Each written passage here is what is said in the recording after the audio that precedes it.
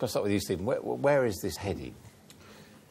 I don't think it's heading quite for a Corbyn victory, but I think he will probably I think he'll definitely top the ballot in the first round. Labour have a preferential voting system, so you rank them 1 to 3. I think at that point Andy Burnham will probably overtake him in second, but I think he's going to have a much better showing than many people expected when he got on the ballot. And how's he got here? I mean, what's going on in the Labour Party? I think this shows more, actually, about the weakness of the other campaigns than it does of the strength of the Corbyn campaign. So you get a sense of...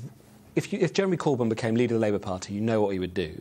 And if Liz Kendall became leader of the Labour Party, you know what she would do. But the two front-runners, the two that were expected to use this as an opportunity to scrap between themselves and have a strong sense of purpose and a mandate, have found themselves in these really small arguments about details of policy. And so they've not managed to enthuse the electorate. And so really it says that they have to up their game and show more of a sense of purpose and mission and a reason why Labour Party members should vote for them, let alone the public. I mean, it struck me, Stephen, that they've had these endless internal party hustings, and obviously party members are going to vote, but the only one who's actually been prepared to go public about what they believe and go on programmes like this and BBC Question Time and all this has been Jeremy Corbyn.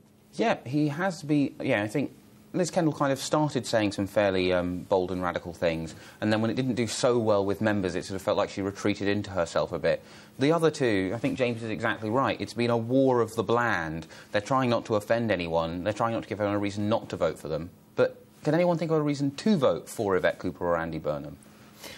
James, do we know where party members do stand on policy? I mean, they have seen Ed Miliband fail, and a lot of the candidates are saying, look, either you think basically the voters got it wrong and they need a dose of moving to the left, or we need to move to the centre. Do we know what party members, voters are thinking? One of the challenges with this kind of poll is it's just very hard to know what the party members actually think, what they really look like. They're very hard to poll because it's such a tiny group of the population these days, and you don't know what their real composition is. You can't tell if the poll's accurate. But what you do know is that they want something to vote for. And so they're very open to the idea of Labour changing position if it needs to win. But they need to have something to enthuse them. And at the moment, you've got Corbyn, who is enthusing them. You've got a Kendall campaign that's got a lot of the right positions, but part of it seems almost disdainful of the Labour Party membership. And then you've got the two in the middle that just aren't giving them enough to make them think, yeah, I can go out, I can vote for them, I can compromise on this, that or the other, because I believe that will help Labour win and that'll be better for the country.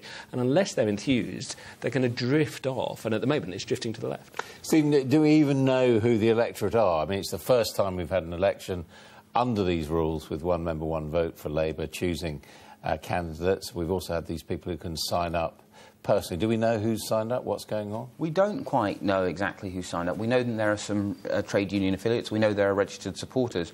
It appears from the poll we've seen today that registered supporters are voting slightly heavier for Jeremy Corbyn, but we won't know the exact composition of the electorate until that vote on the 12th of September.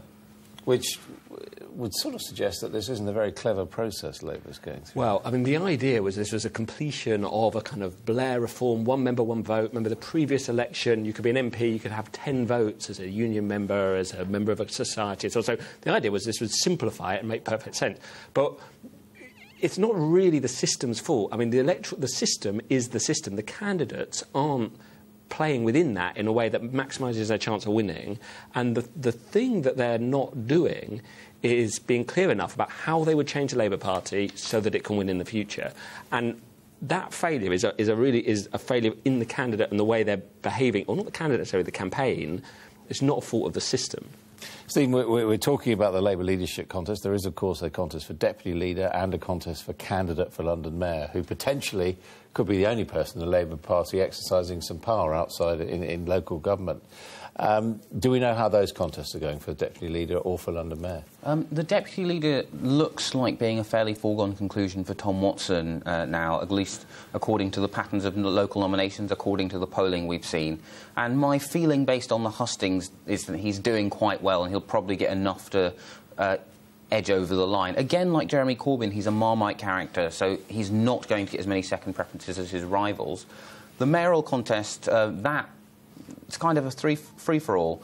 Tessa Jal's very popular among members. Sadiq Khan has the ability to reach out into the wider country and recruit people, both from sort of various religious communities and from the trade unions. If he can get enough new recruits, he can beat and eat into Tessa's lead, but it's still Tessa Jal's to lose.